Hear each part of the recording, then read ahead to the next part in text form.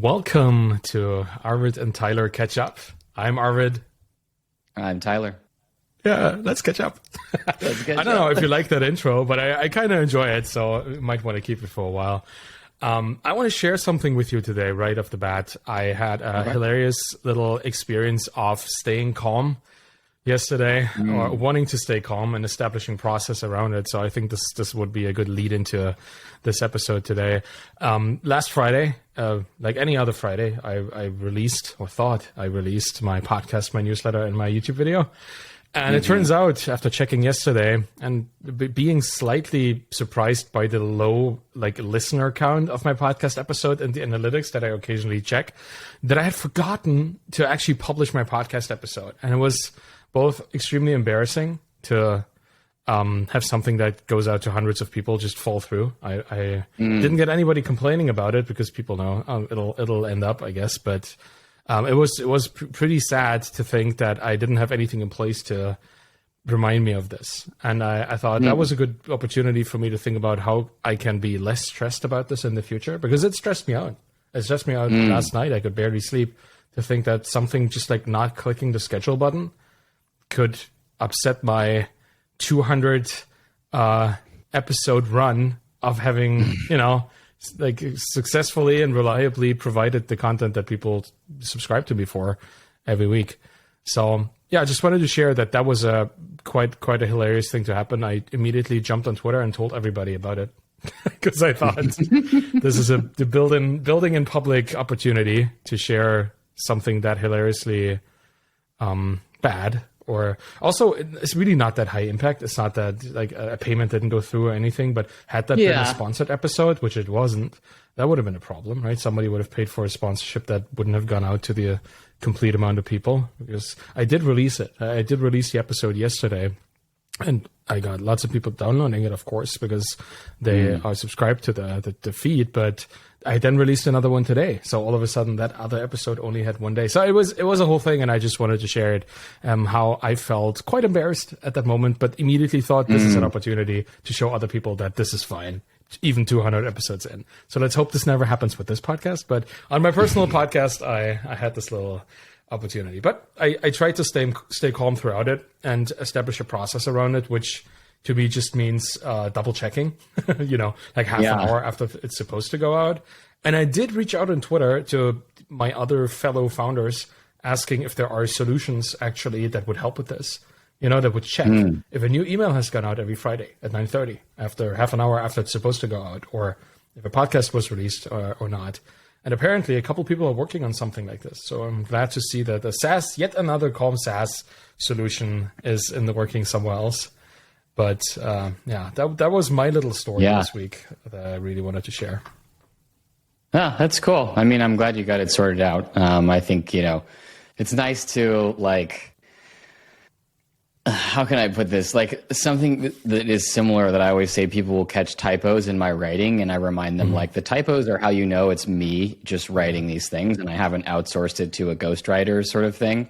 And, maybe this is your version of that, which is just like, the occasional error is how you know it's still just you doing all this stuff and not some professionalized back office podcasting, churn out machine. So, this is indie creating at its heart, right? So I sometimes guess it goes wrong. It did give me a nice opportunity to see how many people actually listen to the podcast just from the link, because the link was to the draft that you can listen to. Like it's already there. It's just not public, right? Not published to the feeds. I saw not more than 20%, but somewhere around that number of people apparently go through the link that I put on Twitter and the link that I have in my email and all of that. That is in the YouTube description and stuff. So it's good to see that 80% of people who listen to my podcast, something that I probably would have never figured out if I hadn't had this little accident, are people who are regularly subscribed to the show. Just tells you how effective your other links, your marketing strategy is. So I took it as an opportunity to learn something. So that was that. Yeah. Do you have any lessons learned for the last week? I do. Yeah. I'm gonna share one last thought on that, which is a little, I think it could be fun if we drop some requests for startups in here. So we actually worked on this a little bit at ComFund. We had a little internal project that we called like no code status. The basic premise was that, we're all relying on all of these different tools. Oftentimes we have, 15, 20, 30, maybe, upwards of 50 different tools and services that we're using to kind of make our businesses run. And, when you have like a SaaS app, you can use all of these like uptime monitoring and tests and things like that to see when some piece of it fails. And there isn't, as far as I know, or last time we really surveyed it, a really good tool for creating those uptime tests for exactly like this, right? Just saying like, check, like you maybe add a little fake email address to your distribution letter, and you can write a test that says, if you don't receive something with this subject line by 10 a.m. Friday, notify me, right? We didn't find anything like that, and we started working on it, kind of just like got bogged down. Like it wasn't feasible as far as we could tell to build something. But like it may be. So that would be an awesome like request for startup, right? Like a little monitoring tool for all the different, non-code automations that are running in their business. So, but yeah, lesson learned. So we've been pretty heads down closing our fourth fund right now. So, for folks who don't really know, I run the Calm Company Fund. One of the main things that we do is we raise these funds. Investors come and commit capital to us. We put it into a big pool, and then we invest in a bunch of companies out of that fund. And those tend to run in cycles of fundraising and then investing.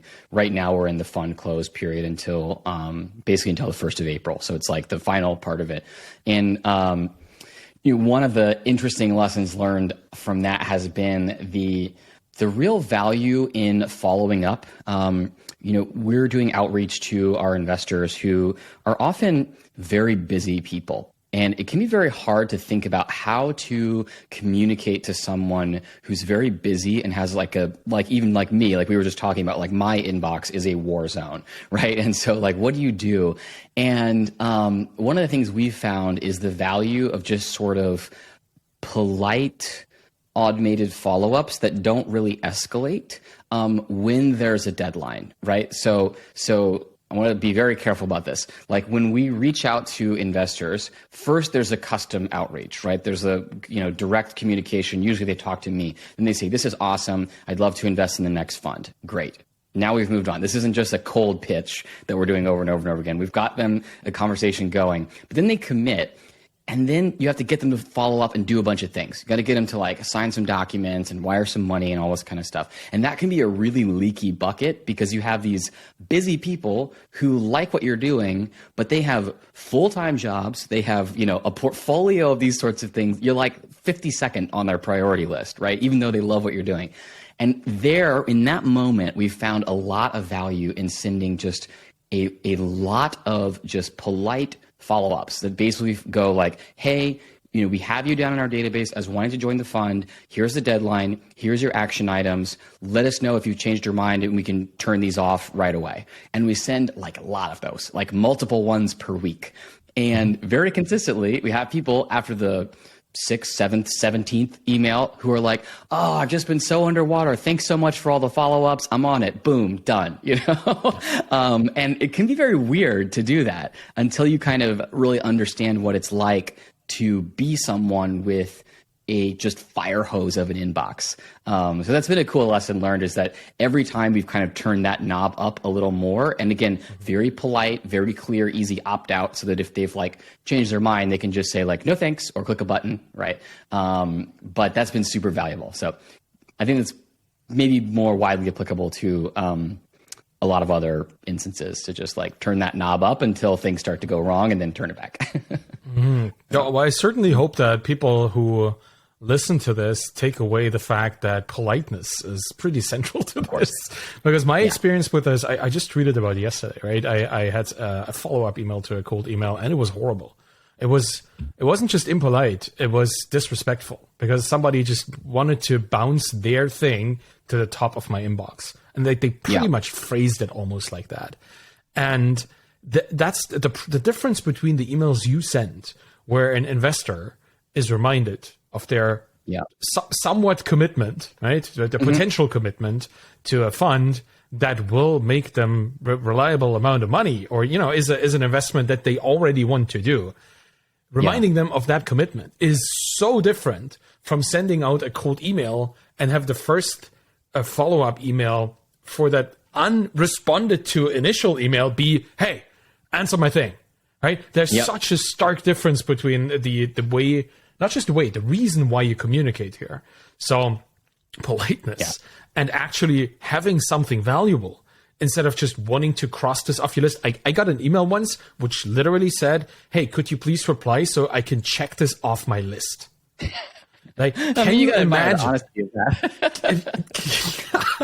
I mean, it's the most honest, selfish reply I ever got. And that's what it communicated to me, right? It communicated a very strong selfishness that had nothing in it for me. If they were like, if they just could communicate why this would be good for me as well, I probably would not rant about it on Twitter, which I always do when I get these emails, because I need to call these things out. Because with a following of my size, probably a lot of people take inspiration from the things that I post, and I do not want people to ever send emails like this. I used to be very much anti any cold email to a certain point, until I realized, no, actually, this is about creating win-win scenarios. It's just that it's not a warm connection, which I personally prefer, because I'm a human person, I'm a kind of relationships kind of person. But if you have something that itself should be scalable, your outreach can be as well. But the follow-up and the way you increase, or you should be increasing value throughout the follow-up instead of decreasing it, right? If you've sent your first email, that's all value. And then you just say, hey, look at the first email. Hey, look at the second email that tells you to look at the first email. That's not value add, that's value remove. Right. But if you send me a second email that says you didn't respond to the first email, here's a case study, here's a YouTube video explaining this, or I recorded a personal video for you, anything that gets some additional value in there, wonderful. And if it's just polite, that might already be enough. But particularly if it's like pre-warmed, right? If it's rekindling this kind of connection. So that is my rant about cold email, because it was so timely that you mentioned this. It's interesting to see the different perspectives here, right? From a person getting them and having an inbox that is just overflowing, and when sending them, seeing that they actually are effective. I think we can recap this into a generalized principle, which is with a cold email, your follow-ups should not ever just be like pinging someone to remind them. It should be keep adding value, and do so in a way that doesn't require a response, right? So again, let's take my view with investors. I'll meet someone and, I'll say, hey, can I just send you some updates for this? And they'll say, yeah, fine. And we'll just keep sending some updates about what we're doing that doesn't require a response, right? And then we'll wait for them to express interest. Then we have the conversation. Then once they've expressed interest, right? Once they're actually they've committed to do something, then you can switch to just sort of sending the flat, no value, no negative value, just reminder emails. But when you do that before you get the kind of commitment or the investment or the buy-in, or whatever it is that you're trying to get, that's when I think it goes way off the rails. It's like, hey, I never even committed anything to you, and now you're just sending me endless reminders, just buzz off, right? Because I think there's this general principle of eventual reciprocity that we all have, right? You give. At some point, people will give back, or from the person's perspective who's taking, you get stuff for free. At some point, you feel like you need to give back. But if you send cold stuff, you need to give a lot before these people are willing to entertain the thought of giving back. So if you try to tap into that early, right? If you try to tap into the reciprocity before it's warm enough, right? Then people are upset, like I am. And if, like you have a pre-warmed connection that is already a kind of an expression of that reciprocity, right? We want this, or I want this later. Tell me about it when it's time. Then tapping into that reciprocity is okay. It's very interesting to generalize that. Yeah, if it's cold, give until it's warm. It's slowly heating up the email. I think that makes a lot of sense. Wow. Well, I'm glad. I'm very glad that you're seeing results with this, because I certainly do want the Comp Fund to succeed. Being invested in it myself, I probably should disclose that here. But it's nice to see the workings of this, because that's something that I have very little insight into. Right? The internal communication of a fund. It's probably something that the fewest people have any insight into. It's also interesting to see how you need to actually employ pretty general marketing and sales tactics still at that level. That's just the same as if I was trying to sell somebody a SaaS subscription, apparently. Totally. Yeah, this is a lesson I've had to learn over and over and over again, is I'll be grappling with some problem, thinking about it through the lens of the way people who run funds do, and then we'll think like, oh, right, I already have a solution for this. I just have to put my like SAS entrepreneur hat on. We've done that over and over and over again. Like we have subscription-based funds, right? Where, you know, and now we have like a premium tier to our subscription-based funds. And like all this stuff works really well. It's just like, oh, I got to stop thinking like, you know, a fund manager and start thinking like a SaaS entrepreneur. And I already have the answer, right? That's interesting. Do you think like this is a novel development? Like that, like something where the knowledge transfer from the recurring revenue SaaS industry is finally moving into financial instruments? I think so. Yeah.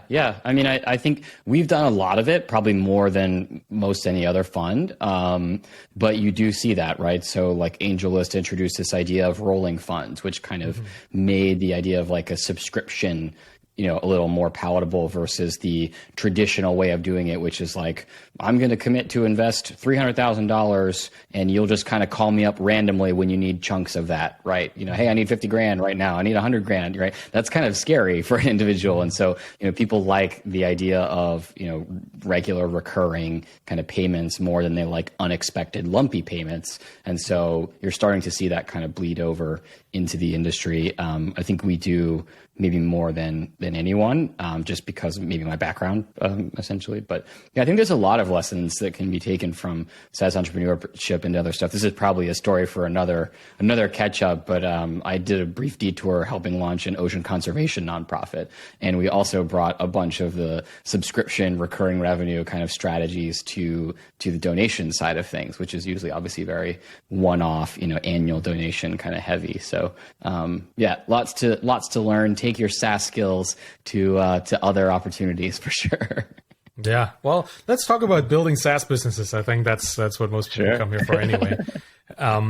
We were looking into a topic that has been more and more prevalent on every single newsfeed that we encounter, right? Like talking about AI and generative AI and the crazy ride that is artificial intelligence, particularly now that we're in the middle of it.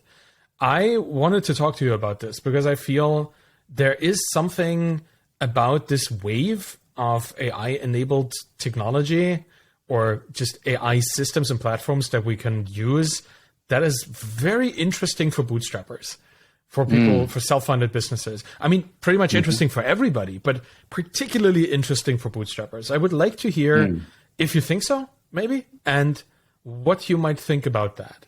Like what there is, because I've seen you like write about this this particular topic recently, and I think I would like to hear your thread presented to me in audio form, please.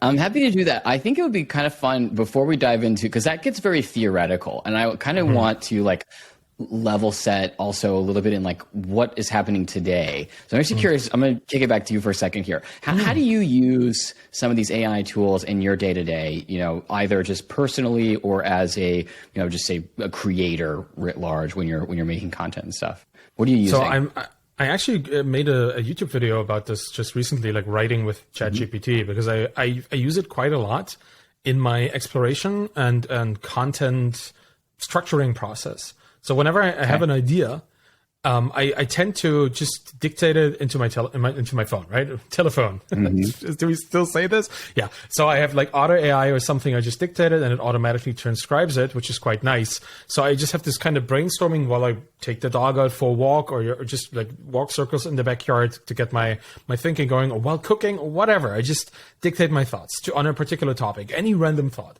And then I take the transcript and I throw it into ChatGPT. And I tell ChatGPT to structure this. That's all I say. Structure this transcript of a brainstorming session that I had on this topic. And what comes You out, literally use the word structure this. yeah, yes, I just like structure this or simplify or turn into an outline. I tend to mix these up to see what different things come out, but just like remove like the superfluous kind of stuff, turn it into an outline. Sometimes also turn it into an actual article because I want to see what topics the system picks out. But I tend to focus on the outline because I do not want to ever publish content that is written by ChatGPT. All I want to do with this tool is to use it for my process that leads up to me actually writing the thing. So I get an outline. Sometimes I tell it to give me the top 5 themes of the outline so I can see what I talked about the most in all my random explorations and put like a couple main points in there that I made, which is quite helpful. Then I have my outline and then I think about the article. Sometimes I tell ChatGPT to write a 2,000 word article on this topic. And then I read that article knowing that this is very likely the article that most people would resonate with, because what ChatGPT really is a public gaslighting engine, gaslighting people into believing that what ChatGPT wrote is true. So it will, by definition, try to be the most generally agreeable thing and write the content that most people will probably understand and agree with.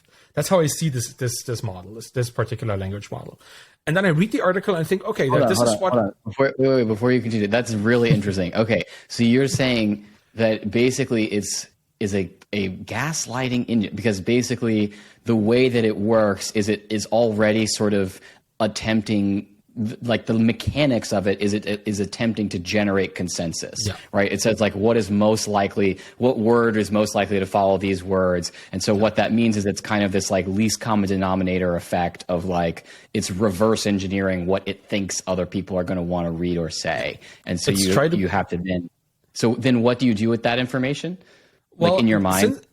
Since I know that it's trying to be as believable as possible, I see what the most generic article on this issue would be like, that people would like. Right. And then I think, how can I make this more like approachable? How can I make this actually more edgy in the sense of how can I take my own thoughts that are not the generic thoughts that other people would write about, but how can I take my own and write something better? So I take the generic terms and I try to find some angle that ChatGPT would never come up with, which I know is folly because the next version of ChatGPT will read my article and probably write the thing that I wrote. But, at this point, the current version, whatever comes out of this, I think this is the standard to which an article about this topic would probably, what it would look like. So I need to write something better.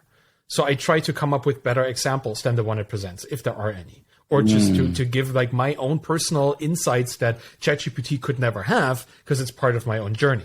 Right. And unless it ingested my books and all my blog posts, which it probably will do eventually. Like I said, this is temporarily right now.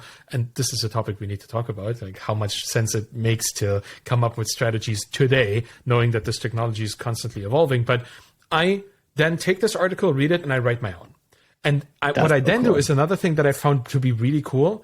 I use it for adversarial writing. Is that a phrase?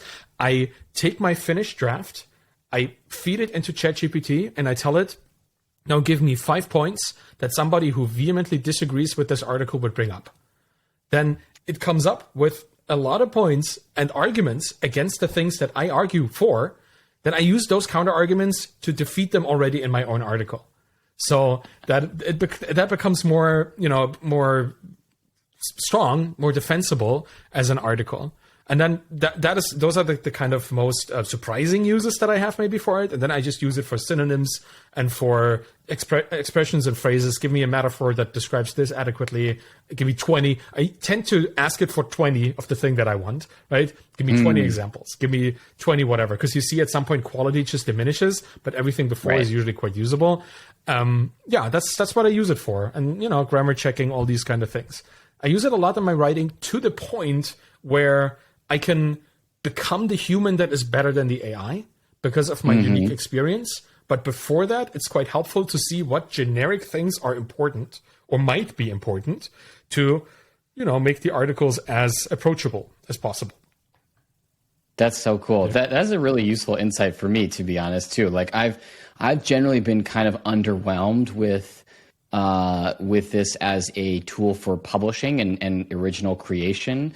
But I think the stumbling block or the insight that you have is starting from the like rambly, sort of transcription of your thoughts. What I've tried to do and what you see in the demos will just be like, start with a title, create, bullet point number 1 and 2, and then say like, AI, finish this for me. And I'm just like, it just never does anything that is useful to me. But I like the idea of take unstructured thought, use the AI to structure it, and then go from there. I think that seems like it would be a much more reliable way to generate good output. That's very cool.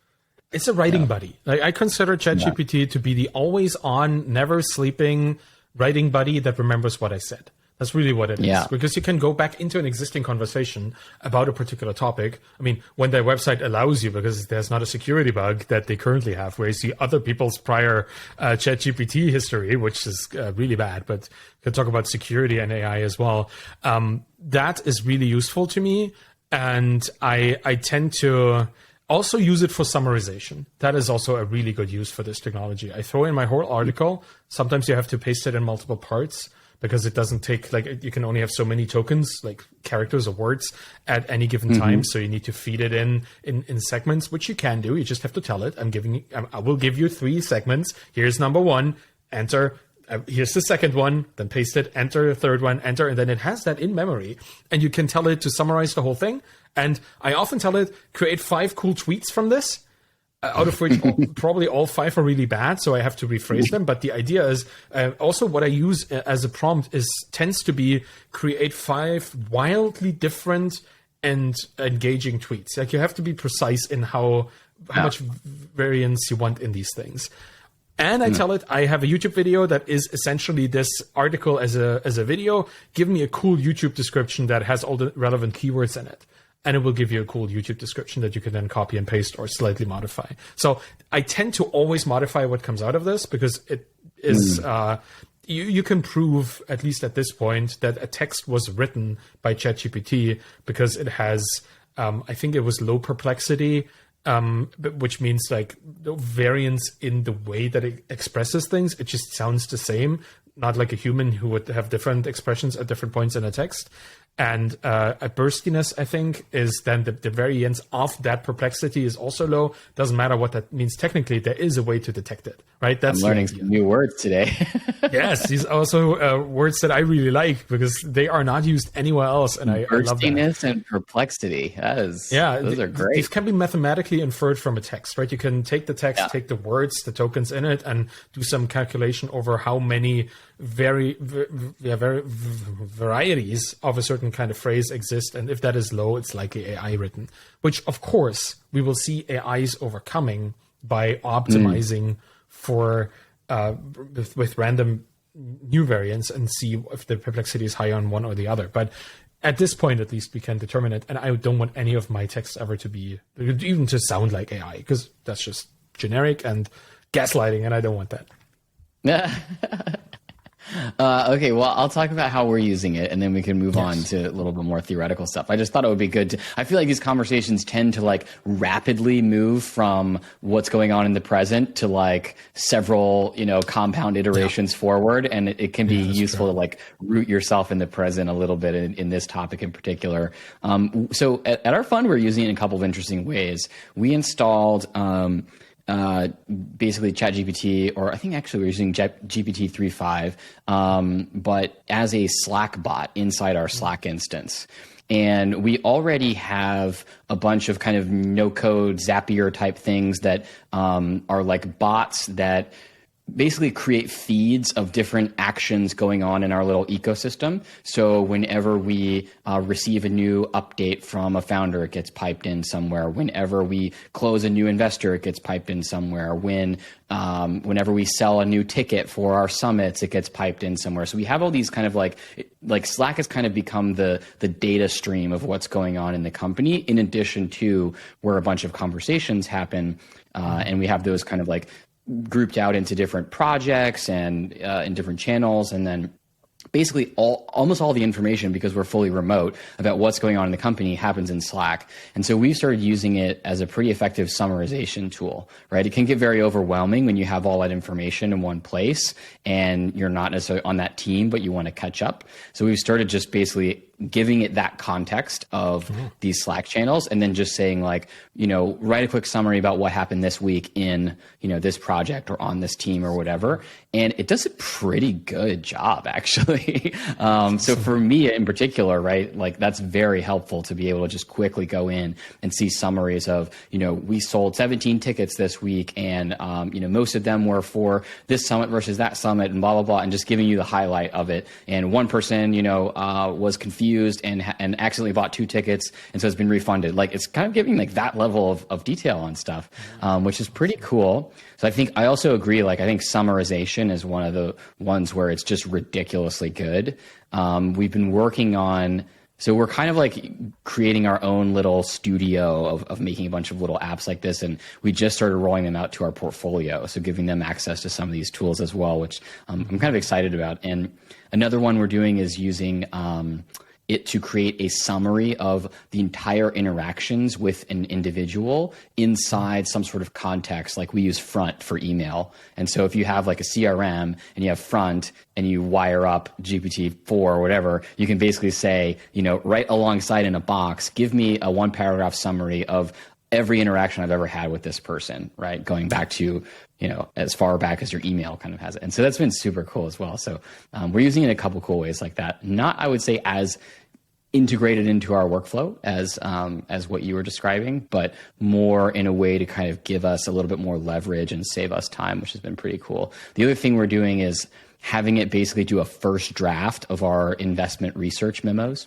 So when a new investment application comes in, we basically pipe that information over to the API, and then we give it a couple of prompts that we ask ourselves, like, what's the market size for this business, and who are the top competitors, and things like that. And we just have it create a first draft, and it's like 80% of the time it does a B+ job, right? Which is pretty sweet. You always have to have somebody looking over it, but it can save a lot of time for the team. So those are some of the things we're thinking about. I think B+ job is the perfect description of AI as we have it right now. Yeah. Because that it suggests that it's already pretty great, like a B+, right? Maybe B- is better. Yeah, it's probably maybe B. Let's get into that specific thing. But like the idea that something is already elevating the work that otherwise would have to be done manually and would take a lot of time to get to that point, and allows you to go from B- to B+, or even A- if you're good, like get to a point where it's really good.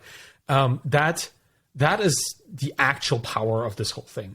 Like, I don't care if I can play like a game with it, or have it be funny, or make jokes, or be like in some way funnier or more inventive in its way. I don't care about these little human things. What I care about is that the work that we wanted to do is done immediately, and it's done to a pretty solid quality, and which is why it tends to be part of the initial stages of most people's workflows, like yours, and not the final result, not the polishing thing. Although we can probably argue that this will eventually happen, right? That the point of where you can use it will move further and further towards the end product, the better the system gets. I would like to talk to you particularly since we both put all our, let's call it, company internals, right? My thoughts, my topics, and you have your data and emails onto a system like this and have it work on the data.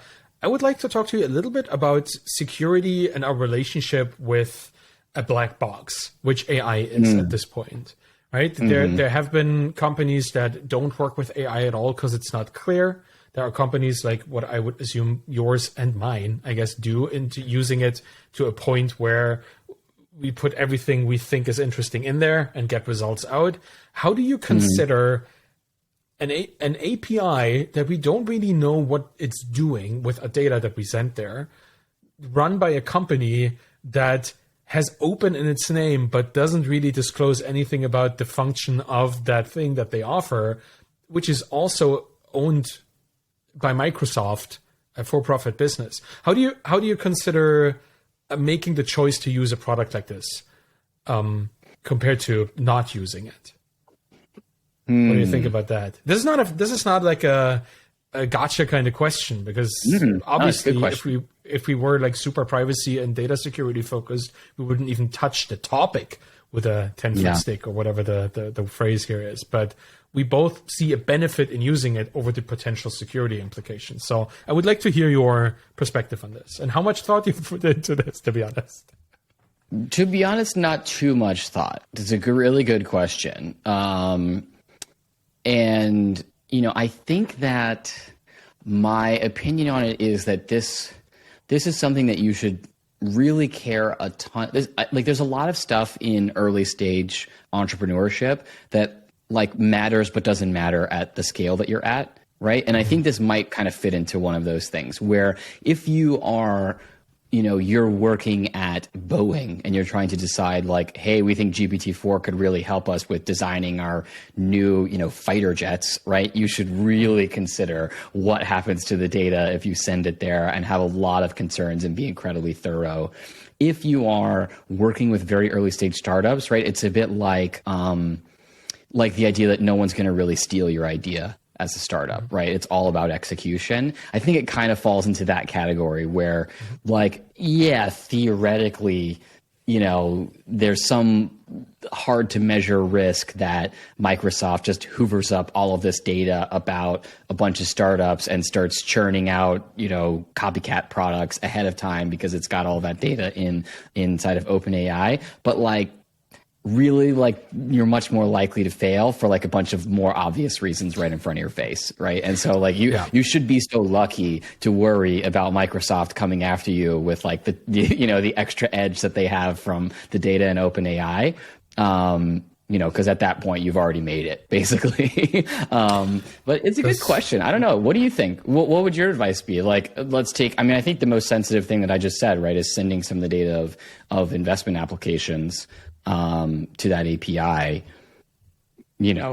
Should we make that an opt-in thing? Should we let people check a box to say whether or not they would allow that? Like, what's your advice? What are your thoughts? Oh, I like that. Well, let me just, I have a thought. Like the idea of Microsoft owning my data, that's nothing new, particularly not for developers who've been using GitHub for private repositories where all their secrets are stored, right? Both business secrets and quite literal the secrets they use to connect to other services. I mean, Microsoft could have access to it. Obviously, it would be criminal if they did because of the contractual relationship that you're in, which is the difference to OpenAI, where I think the contractual relationship is whatever you give us is ours now, I guess, right? At least from the terms and conditions, it doesn't. Oh, it might not. Honestly, I don't really know.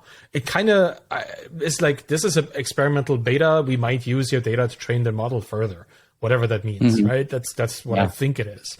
And I think that's all right too. I don't put my passwords in there. I don't necessarily throw sensitive information that I know to be immediately exploitably sensitive in there.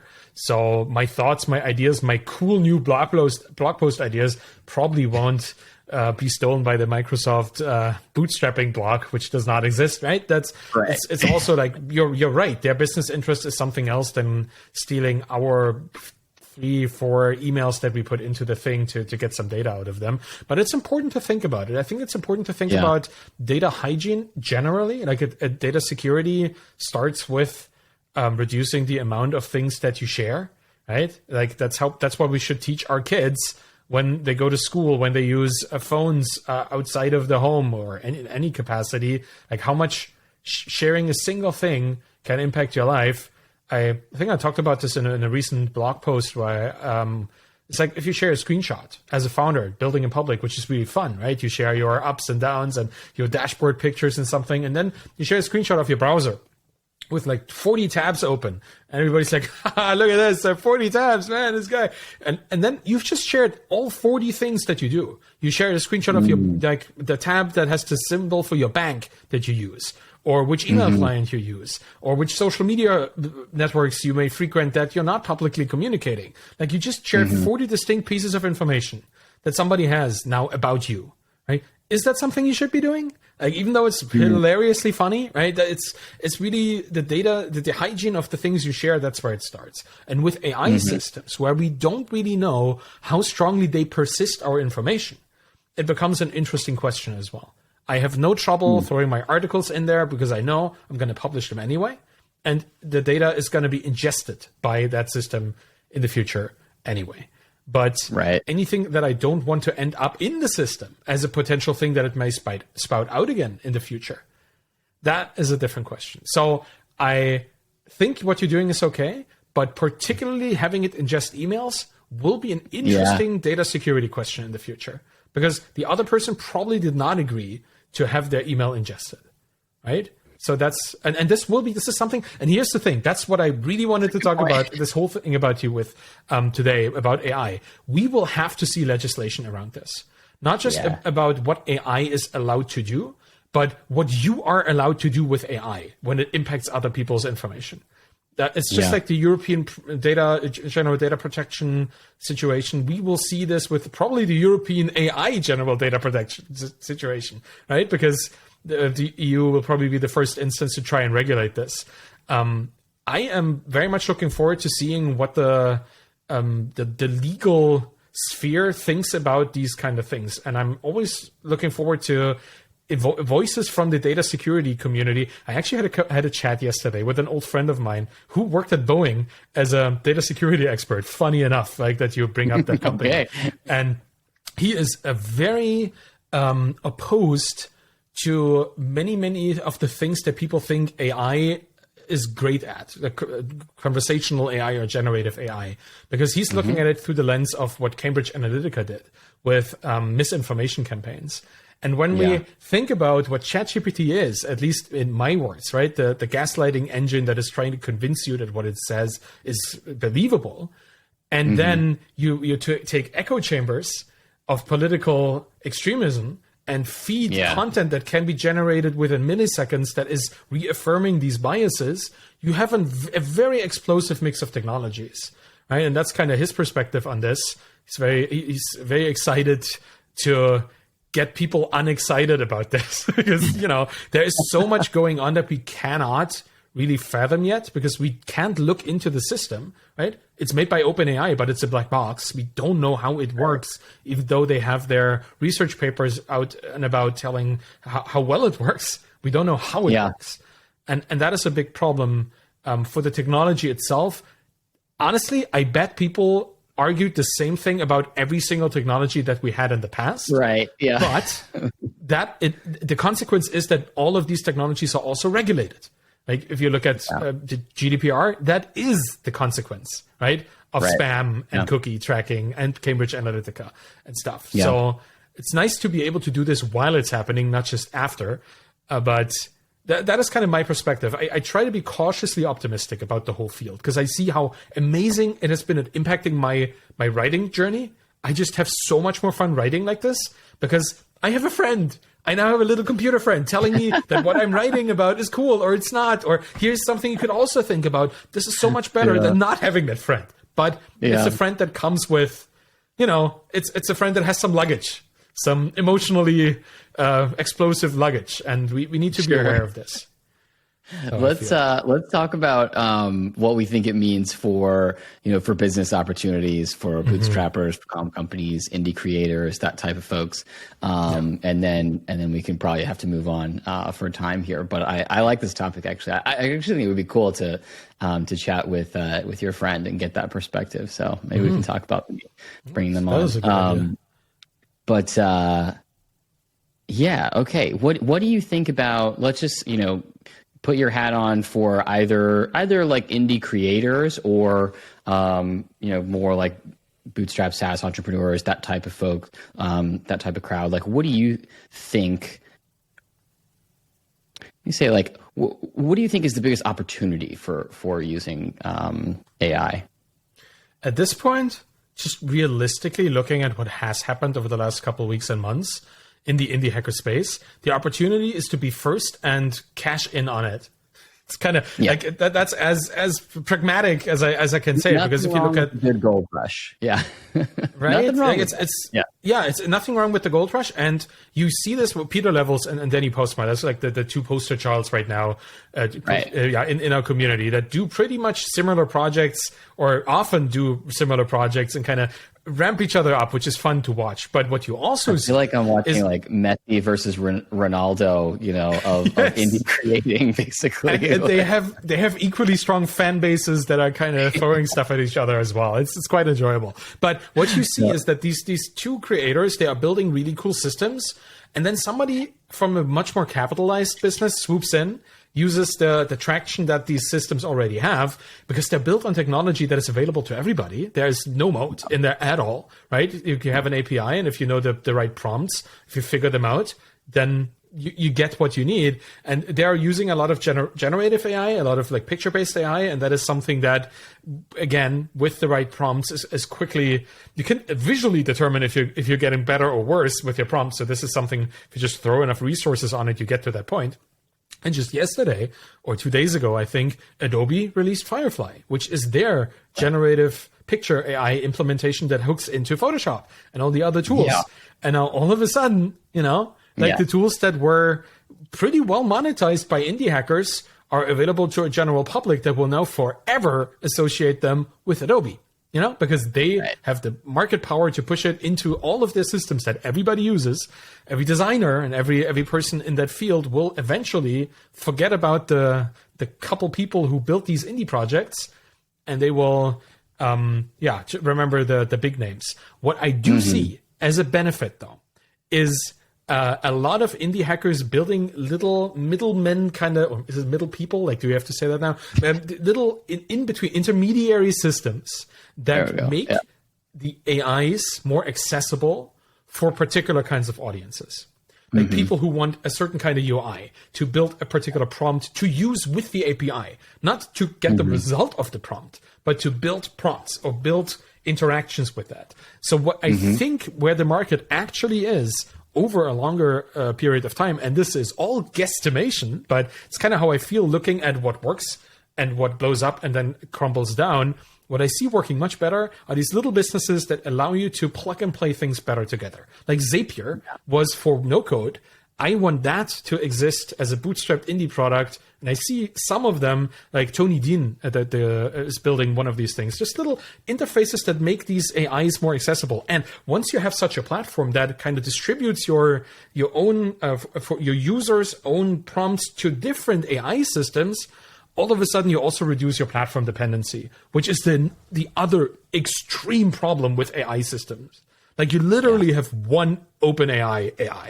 And if your key gets revoked, if your access gets revoked, your business is done, which is problematic for a bootstrapper. It's problematic for anybody, but if you have the resources of a Fortune 500 company, you can probably figure out how to set up stable diffusion on your own servers or whatever kind of GPT-like system that gets close to this. But if you're a solo bootstrapper that needs that API to work, this is your breaking point. Like if that thing breaks, your business is gone. Risk, that is risk. So if you can be in the intermediary between a changing amount of customers and a changing amount of AI platforms, that is probably the way to go. That's my perspective. I like that framework a lot. Yeah, coming from somebody who built a product where we were very dependent on the Google Maps API, and then one day they showed up and said, this thing that you've been getting for basically free, or like, it was like $10 a month we were paying, we're going to need to charge you like $500,000 a year for access now. And we were like, yeah, so reducing your platform risk is real. That's a good call. Yeah. That's funny. I think I'll go. No, yeah, I was talking to Justin Jackson a couple of weeks ago, and I released the podcast episode just today, earlier this morning. And he's been building Transistor on top of open standards, right? HTML and RSS feeds and all these things that nobody owns. And we were talking about Microsoft because whenever you talk about like dominant forces trying to grab everybody's stuff, you talk about Microsoft eventually. So it's funny how we also talked about that company. And like if they could have usurped the podcasting protocol, if they ever had the opportunity, they probably would have. But RSS is not theirs to usurp. It's a common standard, right? It's something that everybody can use, which is why Transistor is a calm company. And we should talk to Justin on this show as well, because there is nothing that they depend on so much that it couldn't be replaced with something else. Their integration with Spotify, important, but if Spotify gets replaced, well, Transistor is still going to be around. And the RSS feed that they give to Spotify to pull these kind of episodes from, they can give to the Spotify, whatever successor there may be, right? So if you have standards like this, and that is what everybody hoped OpenAI would do, but they have not yet, right? If that exists, totally different story when it comes to implementing these things. But as long as there's just a platform that somebody else owns, and that being Microsoft, very risky move to build a business just on top of that. I agree. I think maybe I'll share a little bit about how I've been thinking about strategy for entrepreneurs in this space, which is, I think I agree with all of that. And it leads to a couple of conclusions, at least as far as I'm concerned. One is that I think, when you look at, there's been this like kind of Cambrian explosion of we're this kind of a product plus like a splash of AI, right? So like we're HubSpot, but with AI. We're Intercom, but with AI. We're, whatever, your CMS software, but with AI. And a lot of those are going out and easily raising a ton of venture capital. And part of what I wrote a thread about this maybe like 2 weeks ago. And I was really cautioning founders against that because, the basic bet you're making when you raise a lot of money is you're playing double or nothing, right? You're saying like, I'm actually not going to cash out a ton of profits right now. I'm going to run this business at a loss on the premise that I'm going to build a ton more, sustainable equity value on the back end.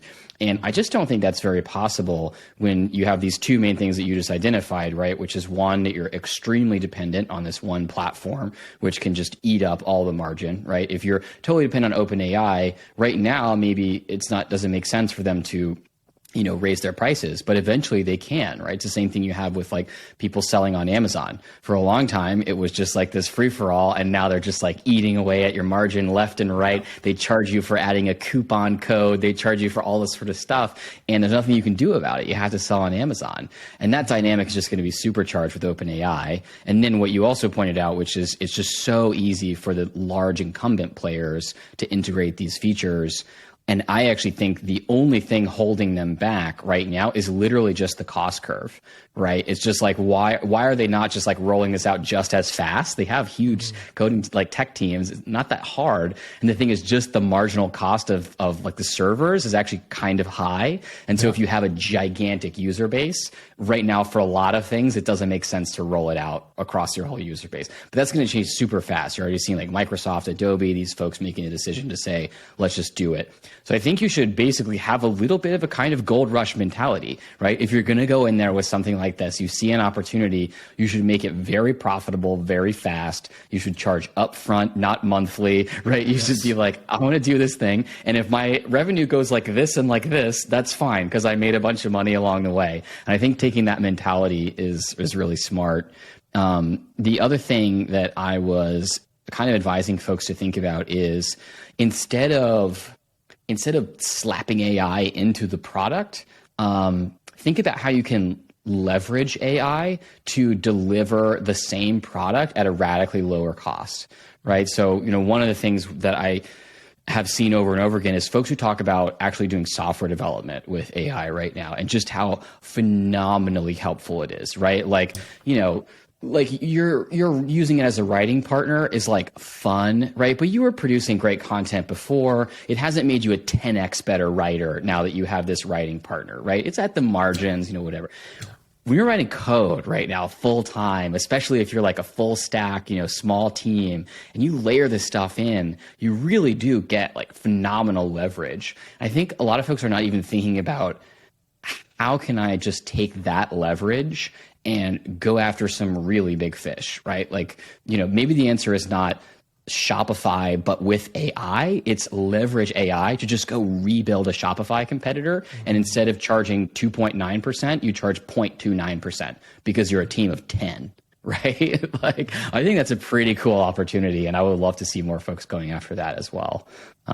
So I don't know. Those are some of the things I'm thinking about it. But that's a great idea too. Yeah, like it's also a writing buddy. It's just a coding buddy, right? It's like it's a different kind of writing. I always joke that to think that I was always a writer. I was just writing for machines, not for people before this.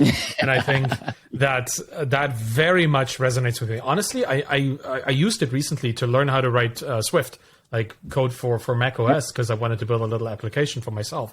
And like in like half an hour, just on the project that I wanted to build. Like I actually got the thing out of it that I wanted, which is a little tool that copies files of my SD cards whenever I put them into my computer, so I can become a photographer, like aim to be an amateur photographer that has an auto sync SD card system. So that is, I just wanted to build this and I didn't know how to build it. I didn't know anything about macOS development. I asked ChatGPT and it gave me this whole tutorial on the exact thing that I wanted, because I had to phrase it like precisely what I wanted, but it became like a 10 times continue typing page system that once I had it done, it actually worked. I had to kind of, figure out a couple things because the versions of what ChatGPT thought was the current version of Swift was different. But other than that, that was good code that I now know how to use and write new things for this system that I never, ever could before within an hour. That's incredible. Right.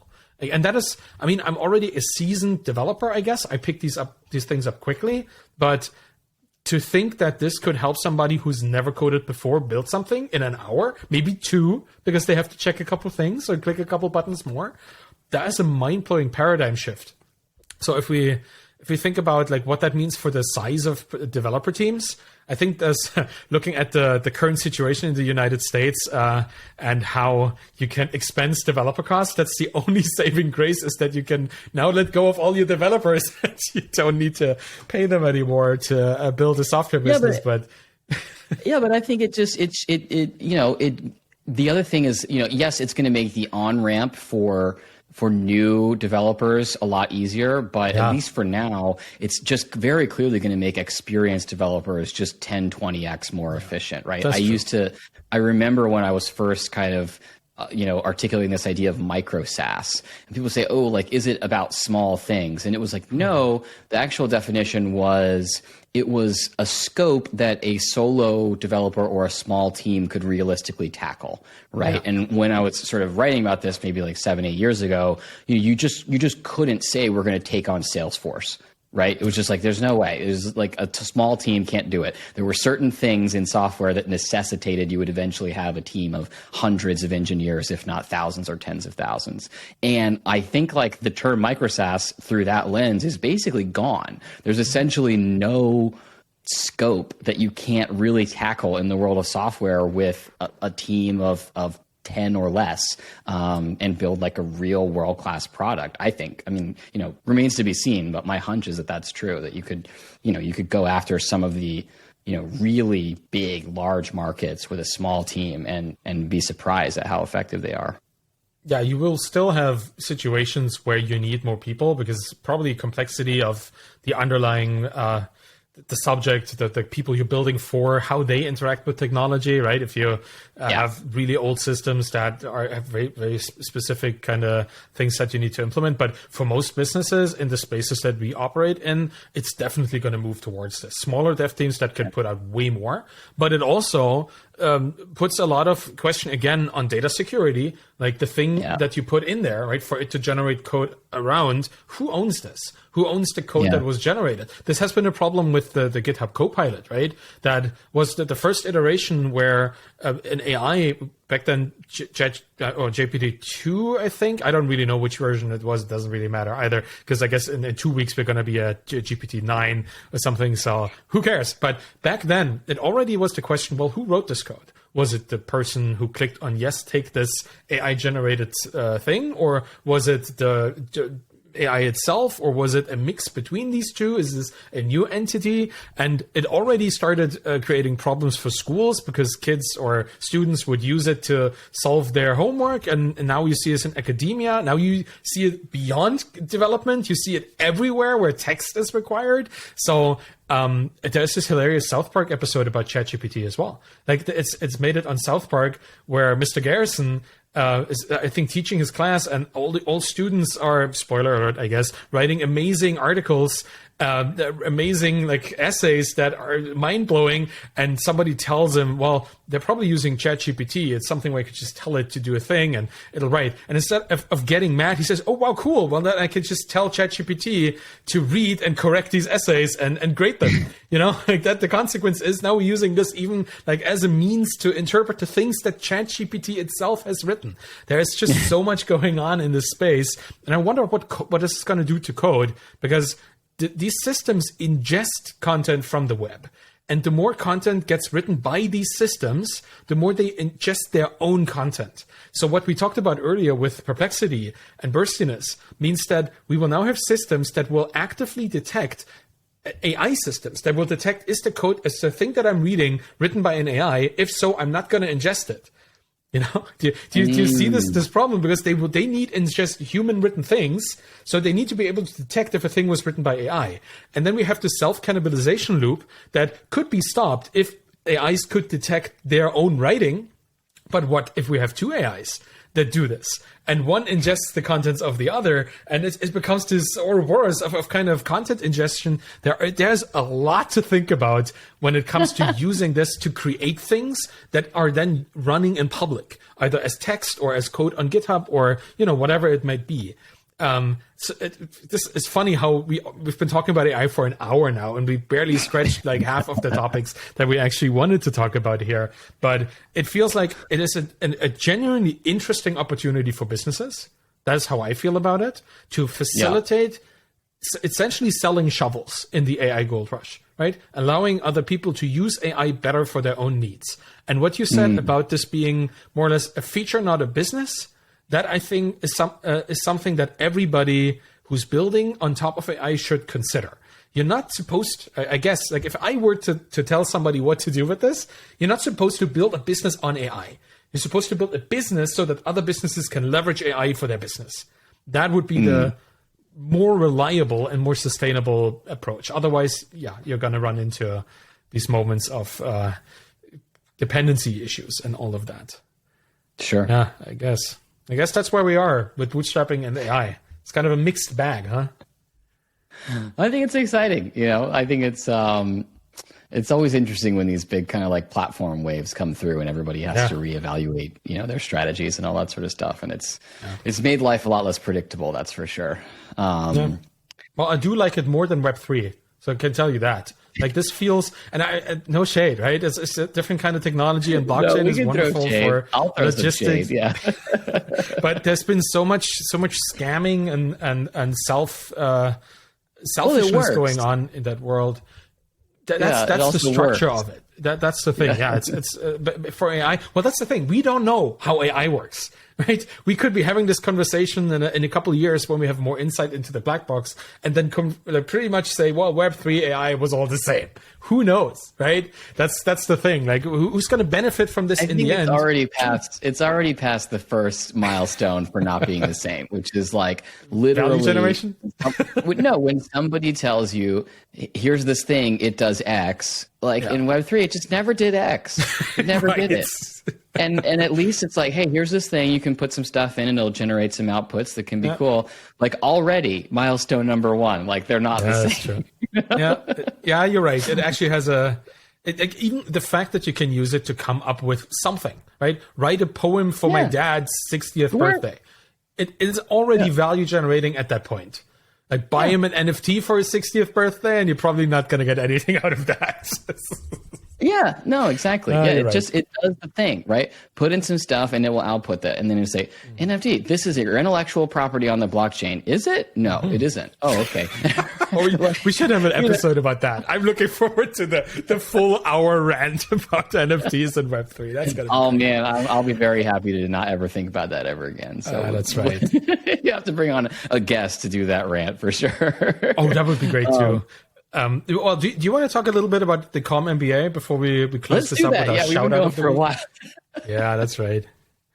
Well, we had last week we talked about like the definition of calmness and that kind of stuff, right? And we both wanted to write a little description of what a calm business is for the both of us. And I think we both have prepared something. Would you like me to just like quickly read what I think that is, so we can also Let's do it. Just debate if this works together or if there are things that we need to kind of iron out? Well, okay. So to be fair, I did not read what you wrote. I don't know if you also, I mean, well, I think I wrote mine after yours, so you also probably didn't read what I wrote. So I we did read these very yours, and it is spectacular, which is why I'm going first. You know? So always keep the good stuff for last. Yeah. So I just have like 5 little sentences here that describe for me what a calm business is about. And the first one is that a calm business is a choice against external constraints. So I'm just going to throw another sentence in there to explain what that means as an example.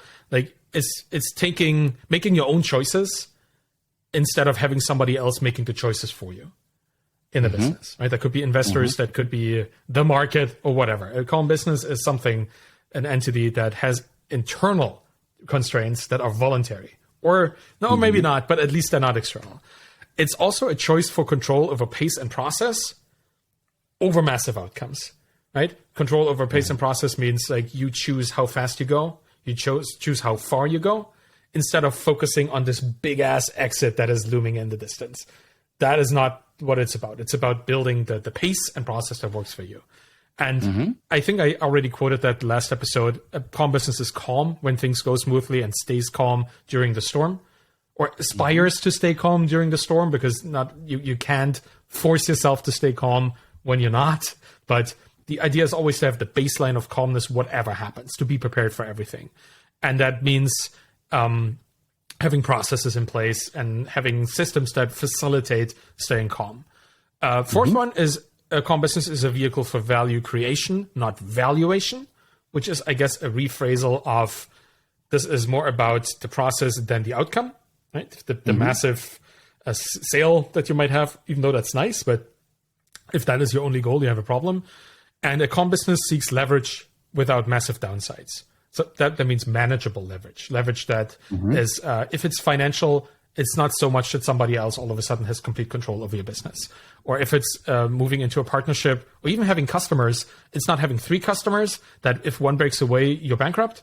It's having 300 or 3,000 customers that if there's churn of one of them, it is barely a blip. So that's my definition of calmness. How about you? I like that. I don't think I would disagree with any of that. Yeah. Good. Well, it just shows that we're slightly aligned on this, which is nice. Yeah, I think we're just gonna have to synthesize. I think that's the only challenge here. I don't think we disagree on any of this. I wonder if other folks will have a thought about, again, I still think it would be interesting to also try and poll some other folks and see what they think, but maybe that's just going to be more work than we can do. Well, I think we have a pretty good sense here, so we should just skip it and move forward. I'll read my version. Yeah, please go ahead. So I had, similarly to you, like just did a sort of repetition on a couple different lenses. So a calm company founder is long-term ambitious, optimizing for what they can accomplish over decades, not quarters. Nice. A calm company is profitable or on a clear path to profitability. It primarily fuels the business with customer revenue and uses outside capital opportunistically. A calm company finds a niche where it can comfortably build a great business rather than slugging it out for winner-take-all outcomes. A calm company takes small bets with a high chance of success and recognizes that go big or go home often means going home. A calm company builds a resilient and flexible work environment that retains happy employees and customers for the long haul. And lastly, calm is the equilibrium a calm company strives for, even when things are inevitably not calm. So I think we touched on a lot of the same stuff. Yeah, I love that. It's very interesting. The way you phrase these things is more actionable. I like this too. Like then mine were more like abstract in a way. Both probably are a good approach for a particular kind of person, which is something we should keep in mind when we talk about this to people, right? Because people might have very different approaches to the concept. So it's nice to see two slightly different but very much attuned ways of expressing this. This is really cool. I think if we can condense this into one document, maybe let ChatGPT summarize it a little bit, then compress it. We can have a little mission statement that a Calm business can print out, put on their wall, and they know exactly what calmness is about. I think that's really nice. I think I quite enjoy it. Yeah. I mean, I think again, like, why did we do this, right? If I recall from the conversation, it was like, again, basically, the idea for folks who are just catching up, we're working on this project called the Calm MBA. We're going to basically produce a series of, I would say lectures, lessons, insights, et cetera, probably in the format of a course about how to build a Calm company. And the premise was, starting from the landing page, right, the mental landing page, and, sell the superpowers, not the features, right? So what actually is a Calm company and why should you want to build it, right, as the very first step? And this feels like a really good start. I feel like, we could synthesize these two, and then that becomes like the landing page and the lesson one, which is what are we aspiring to actually build here, right? Yeah. And then you get into the weeds of how to do it. I think these are going to make for great motivational posters as well. I mean, both calendar, one a day, Honestly, that would not be too bad. Turn this into 365 aphorisms. Yeah. Give me 365 versions of this. Yeah. It probably would spit out a couple good ones in there too. No, but I really like this. And I think something that is motivational isn't necessarily like esoteric or in any way, just a joke. It can be quite positively impactful into someone's journey if they see that. I think your phrase with the equilibrium is a wonderful one. It's calm is not a state. Calm is what you aspire to be close to, right? You want to be, an equilibrium is something that for me always kind of, you go over it, back over it, back over it, back over it, because you're always pulled into one direction or the other. So calmness is the area that you want to stay in, even though you're pulled back and forth between too little and too much activity. I really like it. Well, usually we end with both a shout out, which we can still do, and action items. I think we could potentially skip the action items part today because next week we're going to have a little guest on the show, right? We're going to have our very first highly acclaimed Calm founder, which we're not going to name today, but we will have a guest. Got to have a guest on the show. So I think keep the action items to the end of that, maybe for the show after that. But I would like to do a shout out. Do you have anybody you want to shout out today? I think we're going to alternate. I think I did one last week, so you go. Good. Then I will do mine. I want to shout out Aprilin Alter on Twitter at Aprilin Alter, who launched a YouTube course today, a really nice course on how to monetize your YouTube channel. And she's been a really consistent contributor to the creator indie hackerspace, the community, and sharing her journey and making money on YouTube, coming from, but pivoting away from the Web3 space, which is also an interesting kind of journey to take, right? Because that was something that she was into and then she wasn't at some point. And now she's going into actually teaching people how to find, build, and monetize a YouTube audience. And I think that's something I endorse because I really like her approach, which is very authentic. And I think that's something you should look into. Aprilin Alter, APRILYNNE Alter, ALTER on Twitter. Nice. Yeah. I guess that's it for today. Wow, we only overdrew our hour by 15 minutes. Isn't that something? Pretty good considering the topics, yeah. Yeah, I guess. So this is episode 1 out of 3 on the topic of AI. Now, I guess we're going to leave it at that. But I do want to look into, in a future episode, the things that you talked about in setting up subscription-based donations. I think that's very interesting. Just the idea of how subscription have permeated our lives, like subscriptions by themselves. I think that's something we could talk about, how that works in business, how that works in investing. I think that alone is an interesting topic for a future episode. But for now, I'm looking forward to next week with our first secret yet equally magical guest. So I'm very much looking forward to that. Thanks so much for catching up with me today. That was really cool. Great catching up with you, Arvid. All right. See you next week.